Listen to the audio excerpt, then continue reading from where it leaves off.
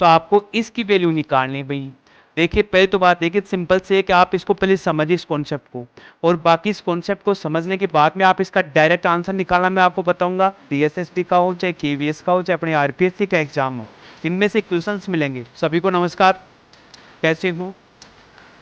देखिए जो अपना वेक्टर अलजेब्रा का टॉपिक चल रहा है उसमें पढ़ रहे थे अपन ने वेक्टर्स का प्रोडक्ट निकालना, दो वेक्टर को मल्टीप्लाई कैसे करते हैं, तीन वेक्टर को मल्टीप्लाई कैसे करते हैं और चार वेक्टर को मल्टीप्लाई कैसे करते हैं। उनमें अपन ने दो वेक्टर का मल्टीप्लाई देख चुके हैं जिसमें डॉट प्रोडक्ट और क्रॉस प्रोडक्ट के बारे में काफी कुछ पढ़ चुके हैं, उसकी प्रॉपर्टियां कर चुके हैं, कुछ एग्जाम्पल पढ़ चुके हैं। अब उनने जो डॉट और क्रॉस प्रोडक्ट थे उस पर बेस्ड कुछ एग्जाम्पल्स लेते हैं, कुछ क्वेश्चंस लेते हैं, क्वेश्चंस की प्रैक्टिस करेंगे। उसके बाद अपन तीन वेक्टर का मल्टीप्लाई और चार वेक्टर का मल्टीप्लाई कैसे करेंगे वो नेक्स्ट क्लास में देखेंगे। तो आज के सेशन का जो टॉपिक होगा वो टॉपिक क्या होगा कि ये जो डॉट और क्रॉस प्रोडक्ट हैं इनके ऊपर कुछ क्वेश्चन सोल्व करते हैं, क्वेश्चंस की प्रैक्टिस करेंगे। तो देखिए इसका फर्स्ट क्वेश्चन अपने पास दे रखा है, क्या फर्स्ट क्वेश्चन दे रखा है, फर्स्ट क्वेश्चन दे रखा है कि magnitude of vector A B C are 3 4 5, यानी वेक्टर ए का मैग्नीट्यूड कितना दे रखा है भाई यहां पर 4 दे रखा है, बी का मैग्नीट्यूड कितना दे रखा है, बी ए का तो कितना है भाई 3 है, भी यहां पर थोड़ा सा मिस्टेक कर दिया, ए का मैग्नीट्यूड कितना है 3, बी का कितना है 4 और सी का मैग्नीट्यूड का कितना दे रखा है 5। मैग्नीट्यूड का अर्थ है परिमाण, इन तीन वेक्टर के परिमाण दे रखे हैं। और बोला है कि ए ओ ए एंड बी प्लस सी, यानी जो वेक्टर ए है ना वो बी प्लस सी पर, वेक्टर बी सी प्लस ए पर और वेक्टर सी ए प्लस बी पर आर म्यूचुअली परपेंडिकुलर है। यानी इसका अर्थ ये हुआ कि यदि आपके पास ए बी और सी तीन वेक्टर है ना तो ये ए वाला वेक्टर क्या होगा बी प्लस सी पर परपेंडिकुलर है, यानी का क्या होगा परपेंडिकुलर मीन्स लंबवत। बी वाला क्या होगा ए और सी पर परपेंडिकुलर है बी वाला, और सी वाला क्या होगा ए और बी पर परपेंडिकुलर है बी यहां पर। ये होगा, ये क्वेश्चन दे रखा है पर परस्पर म्यूचुअली परपेंडिकुलर, परस्पर लंबवत हैं, तो आपको इसकी वैल्यू निकालनी भाई।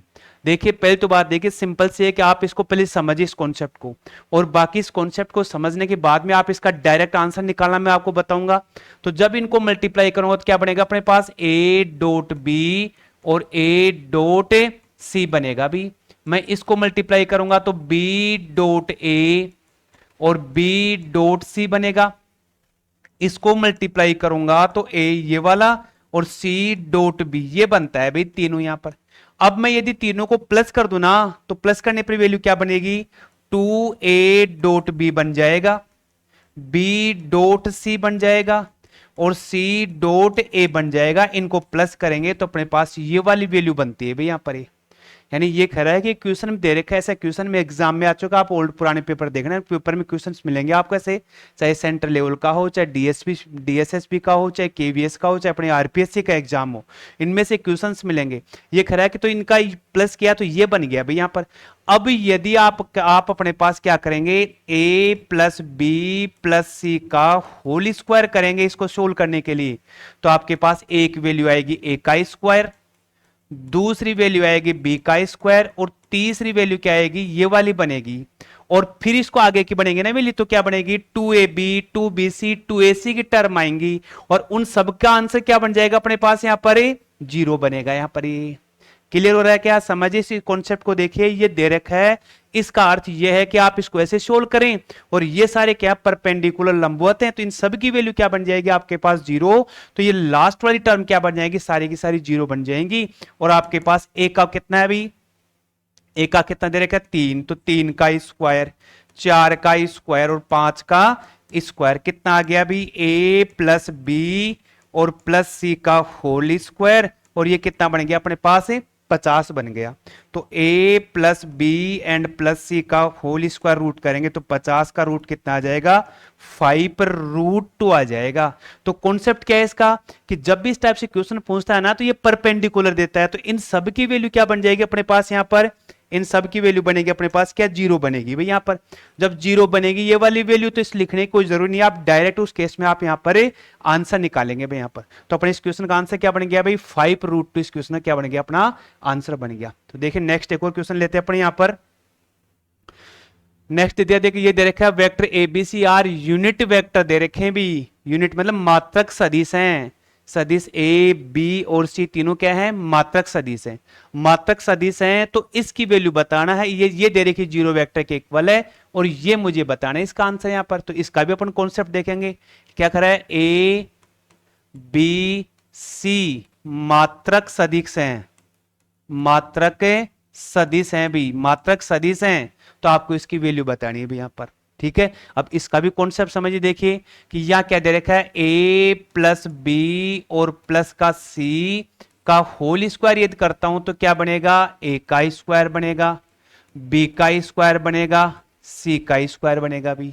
फिर क्या बनेगा, 2ab बनेगा, फिर बनेगा 2bc बनेगा, फिर बनेगा 2ac बनेगा भी यहां पर, ये बनेगा ना, क्लियर हो गया। अपने को क्या करना है, इसकी वैल्यू निकालनी है भाई यहां पर, ये लीजिए सिंपल सा है। ये आंसर क्या दे रखा है, इसका 0 दे रखा है भाई। एक की यूनिट वेक्टर है तो इसका 1 का स्क्वायर, 1 का स्क्वायर और 1 का स्क्वायर, इन तीनों की वैल्यू कितने दे रखी है, मात्रक सदिश है, तो a का मान कितना होगा 1, b का मान कितना होगा 1 है, और c का मान कितना होगा 1 होगा भाई यहां पर। क्लियर हो गया, ये तीनों का मान क्या होगा, 1 1 होगा, इसकी वैल्यू 0 दे रखी है। अब इसमें क्या करना है, आप यहां से 2 कॉमन ले लो, तो आपके पास क्या बन गया, ये वाला बन गया। ठीक है, एंड यहां पर क्या बन गया, a डॉट सी, तो ये कितने बन गए 3, इस 3 को इधर ले आऊंगा माइनस का 3, या 2a dot B, b dot C and c dot a, 2 से डिवाइड करेंगे तो आंसर क्या बनेगा अपना 3/2। ठीक है, किसका है, ठीक है, ये 3/2 आंसर बनेगा, 3/2 बन गया ना। तो इस क्वेश्चन को इतना लंबा नहीं करना है अपने को, ध्यान क्या रखना है कि यदि आपके पास इस टाइप से आंसर पूछता है तो यहां पर मैग्नीट्यूड ए बी सी, यानी इसका आंसर क्या बनेगा कि ये जो मैग्नीट्यूड ए बी सी है ना, मैग्नीट्यूड ए, इसको आप ऐसे भी लिख सकते हो, मैग्नीट्यूड का स्क्वायर प्लस बी का स्क्वायर प्लस सी का स्क्वायर एंड डिवाइड बाई 2, ये फिक्स है, इसकी एक तरह से ट्रिक समझ सकते हैं आप यहां पर। तो अपने पास आंसर क्या बनेगा इसका 3/2 बनेगा यहां पर। तो इस क्वेश्चन का आंसर क्या बन गया, -3/2 बन गया। यहां पर आप इसको सोल्व करेंगे तो इस क्वेश्चन का आंसर कहलाएगा।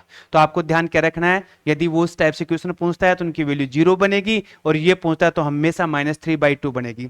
अब जैसे मैं इनकी वैल्यू चेंज कर दूं, या 4 कर दूं, 3 कर दूं, 5 कर दूं, तो इसका स्क्वायर प्लस स्क्वायर का स्क्वायर डिवाइड बाई 2 कर देंगे भी। यहां पर शायद क्लियर हो गया होगा, कहीं कोई दिक्कत नहीं है। चलिए नेक्स्ट इसका क्वेश्चन लेते हैं, देखिए तो नेक्स्ट इसका क्या दिया है, थर्ड वाला क्वेश्चन क्या दे रखा है, 3 वेक्टर दे रखे हैं एबीसी, ये लीजिए तीनों का सम ये दे रखा है, क्लियर हो गया, और ये तीनों का मैग्नीट्यूड दे रखा है अभी, इनके बीच का मध्य कोण ज्ञात करो। देखिए एक बार ऐसा क्वेश्चन आपके आरपीएससी 2018-19 के एग्जाम में क्वेश्चन इस टाइप का क्वेश्चन आ चुका, आप देखना है आपके इसके पुराने पेपर।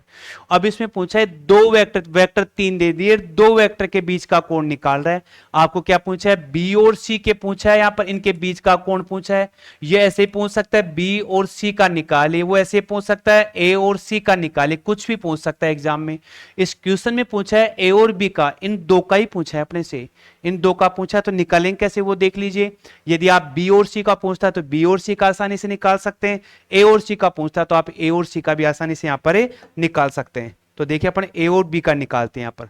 जब आपको ए और बी ये दे रखा है, क्या दे रखा है, ए प्लस बी और प्लस सी इज इक्वल 0 दे रखा है। आपको ए और बी का करना है तो ए और बी को चेंज करेंगे इधर, बी और सी का निकालना तो बी और सी को चेंज करेंगे, और ए और सी का निकालना तो ए और सी को चेंज करेंगे। यहां पर तो किसको चेंज करेंगे, ए और बी को। तो क्या बन गया, वेक्टर सी बराबर -a -b, यानी ये मेरे पास रिजल्ट आ गया क्या, इस प्रकार से बन गया भाई यहां पर। क्लियर हो गया, इसका होल स्क्वायर कर दो, वर्क करने पर क्या हो जाएगा, मैग्नीट्यूड सी का स्क्वायर, ये प्लस बन जाएगा, और यहां क्या आ गया, ए का स्क्वायर और बी का स्क्वायर, और 2a डॉट बी बन गया भाई अपने पास यहां पर। क्लियर हो गया। यानी इसका वर्क करेंगे तो माइनस क्या बन गया अपने पास से प्लस में चेंज हो गया भाई, ये वाला माइनस से अपने पास। तो क्या लिखेंगे आगे इसको, तो ये सी की वैल्यू कितने दे रखी है 3, तो 3 का स्क्वायर। ए की वैल्यू कितने दे रखी है 5, तो 5 का स्क्वायर। बी की वैल्यू कितने दे रखी है, सी की वैल्यू कितनी है भाई, सी की वैल्यू तो 7 है, मिस्टेक कर दी, ये इसको ठीक करो। यहां देखिए सी की वैल्यू कितनी है 7 है, 7 का स्क्वायर। फिर ए आ रहा है, ए की वैल्यू कितनी है 3 का स्क्वायर। बी की जगह बी की वैल्यू लिख दी, पुट कर दो, ये बन गया भाई यहां पर। सिंपल सा है। ए और बी का पूछा है तो ए और बी को चेंज करेंगे, बी और सी का पूछता है तो बी और सी को चेंज करेंगे आप यहां पर, ठीक है ना। और यदि आपको ए और सी पूछता है तो ए और सी को चेंज करें, ये हो गया। इसका डॉट प्रोडक्ट लिख दो, आपको एंगल निकालना तो क्या लिखूंगा, magnitude A magnitude B cos theta लिखूंगा भाई, इसको यहां पर ले लीजिए। क्लियर हो गया, ठीक है। चलो देखो तो इधर इसका कितना बन गया 49, या कितना 9, या कितना 25, या ए की वैल्यू कितनी है, ए की वैल्यू 3 है, बी की वैल्यू कितनी है 5 है, और कोस थीटा ये कितना बन गया भाई 34, 34 बन गया। इधर कितना रह गया 15 कोस थीटा रह गया भाई यहां पर। तो 15 कोस थीटा बराबर कितना रह गया भाई यहां पर, ठीक है 2a डॉट बी बन गया अपने पास यहां पर। यहां क्या बचेगा भाई अपने पास 15 रह गया अभी यहां पर, ये लीजिए 15 बच गया। दोबारा देख लीजिए इसको, ये जो मेरे पास क्वेश्चन दे रखा था इसका सोल स्क्वायर सोल किया भाई, ऐसे बन गया अभी यहां पर। क्लियर है। अब ये 2 और लिखो भाई, इसका ये 2 इंटू 2 और आएगा अभी यहां पर एक ये वाला। तो यहां रह गया कितना 2, ये लीजिए तो क्या रह गया 30, एक सेकेंड इसको ये लीजिए, और कितना यहां पर इधर 15, 30 कोस थीटा बराबर कितना 15। मेरे पास क्या आ गया कोस थीटा बराबर 15/30। कोस थीटा की वैल्यू कितनी आ गई 1/2। थीटा क्या आ गया कोस इनवर्स 1/2, यानी कितने डिग्री कोण हो गया 60 डिग्री, पाई/3 का कोण, ये 60 डिग्री मेरे पास ये क्या आ गया इस क्वेश्चन का आंसर आ गया। तो देखिए ऐसे है ना, एंगल्स की वैल्यू पूछना रहने दो, बाद में चिपकाएंगे इसको, कौन सी चिपका देंगे इसको, है ना। एंगल की वैल्यू यदि आप पूछते हैं तो आप इस प्रकार से इस क्वेश्चन को सोल्व करेंगे यहाँ पर। देखिए नेक्स्ट इसका एक और क्वेश्चन लेते हैं अपने, क्या ये दे रखा है, देखिए बहुत ही बढ़िया क्वेश्चन है।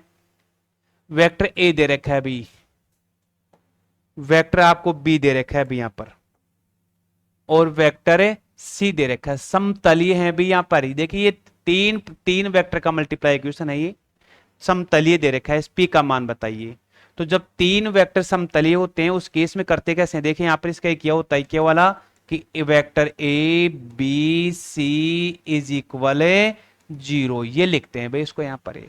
जब समतलीय पूछता है तो ये सी कंडीशन होती है। फिर इसको लिखेंगे कैसे यहां पर, जो वेक्टर ए है ना इसके ये जो वैल्यू यहां पुट कर देंगे, बी वाली सी वाली डिटरमिनेंट की हेल्प से इसका आंसर निकालते हैं। तो वेक्टर ए क्या दे रखा है भाई यहां पर, वेक्टर ए है तो अपने पास क्या बन गया अभी, वेक्टर ए का क्या लिखेंगे 1 1 1 यहां पर। बी में क्या आ रहा है अभी 2 आई जे की वैल्यू नहीं है, आई कैप जे कैप और के कैप होगा, तो यहाँ 0 और -4 आ गया। यहाँ 1 पी और 3 बन गया भाई मेरे पास। आंसर निकाले इसका क्या आएगा 0 यहाँ पर। तो आप इसको लिखने के लिए लिख सकते थे इसे यहाँ पर, बाकी ऐसा कुछ नहीं है, ये आएंगे नहीं अपने पास यहाँ पर। तो इसका प्रसार करो सारणिक का, अपने पास क्या आ जाएगी पी की वैल्यू आ जाएगी, तो 1 0 + 4p -1 6 + 4 6 + 4 +1 पर चलेंगे तो 2p -0 और बराबर 0 यहां पर।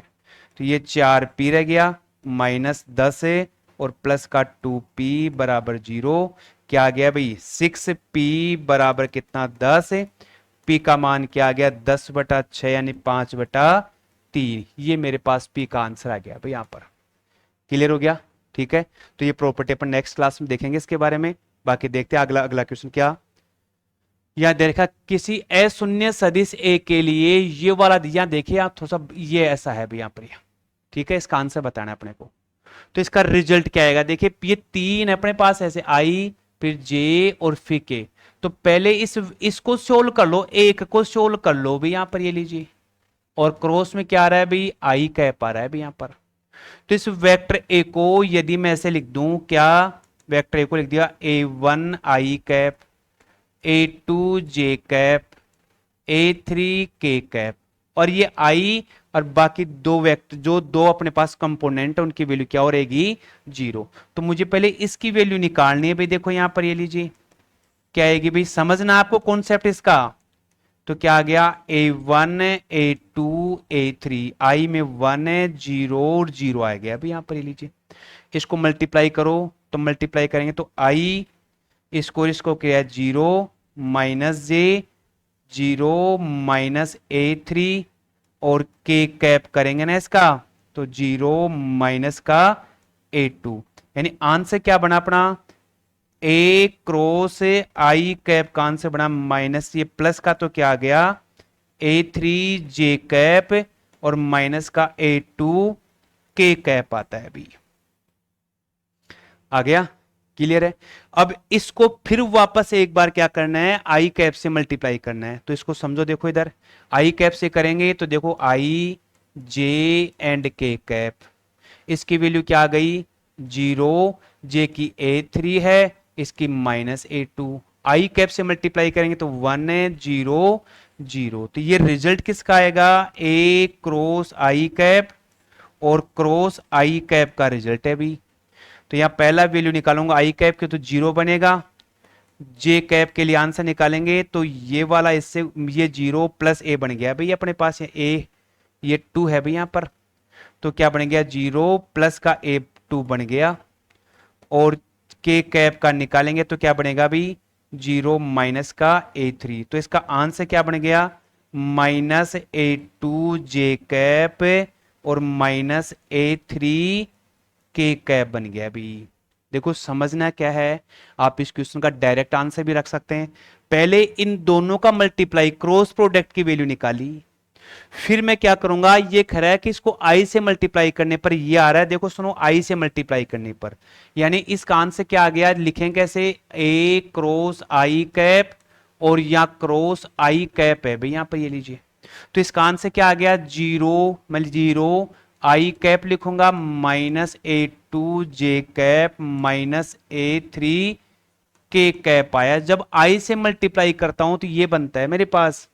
अब इसी को मैं J से मल्टीप्लाई करूंगा, J से करूंगा, J से क्रॉस करूंगा तो क्या बनेगा, देखो J है तो क्या होगा अपने पास यहां पर, ये 2 वाला एब्सेंट रहेगा, बाकी माइनस को, तो मैं लिखूंगा A1 I cap 0 J minus का 3 K कैप, ये लीजिए। अब मैं तीसरे वाला मल्टीप्लाई करूंगा K कैप के साथ यहां पर, तो K कैप मल्टीप्लाई में तो क्या होगा A1 माइनस में I कैप माइनस का कितना, माइनस का A2 J कैप और 0 K कैप आ गया अभी यहां पर, ये लीजिए। और फिर क्या बोला है कि इन तीनों को प्लस करिए आप यहां पर, ये कॉन्सेप्ट समझना है अभी, यहां पर डायरेक्ट करेंगे, तीनों को समझना है। तो तीनों करेंगे प्लस करेंगे, देखो ये वाला I कैप और ये वाला I कैप कितने हो गए, -2A1 I कैप, J वाला J दे रखा है, ये दे रखा है, तो माइनस का 2A2 J कैप, और ये भी कितने बन गए अपने पास, माइनस का 2A3 K कैप, तो -2 तो कॉमन ले लिया, आपके पास ये A2 J कैप और A3 K कैप आ गया अभी यहां पर। तो ये पूरा का पूरा वेक्टर क्या था मेरा, A वेक्टर था, तो आंसर क्या बन गया -2A वेक्टर बन गया भाई मेरे यहां पर। तो देखिए इतना बड़ा नहीं करना है आपको, केवल इसकी प्रॉपर्टी तैयार करनी है कि यदि मैं इसको करूंगा मल्टीप्लाई तो मेरा आंसर क्या आएगा, -A2 J कैप और -A3 K कैप आएगा, ध्यान रखना है। जब I से किया, K से J से करूंगा तो A1 और A3 आएगा, K से करूंगा तो A1 और A2 आएगा, सबको प्लस करेंगे तो मेरा आंसर बन जाएगा अभी यहाँ पर। ठीक है, देखिए ये कॉन्सेप्ट आपको क्लियर करने के लिए मैंने इतना बताया, आप इसका क्वेश्चन डायरेक्ट तैयार रखेंगे, डायरेक्ट याद रखेंगे।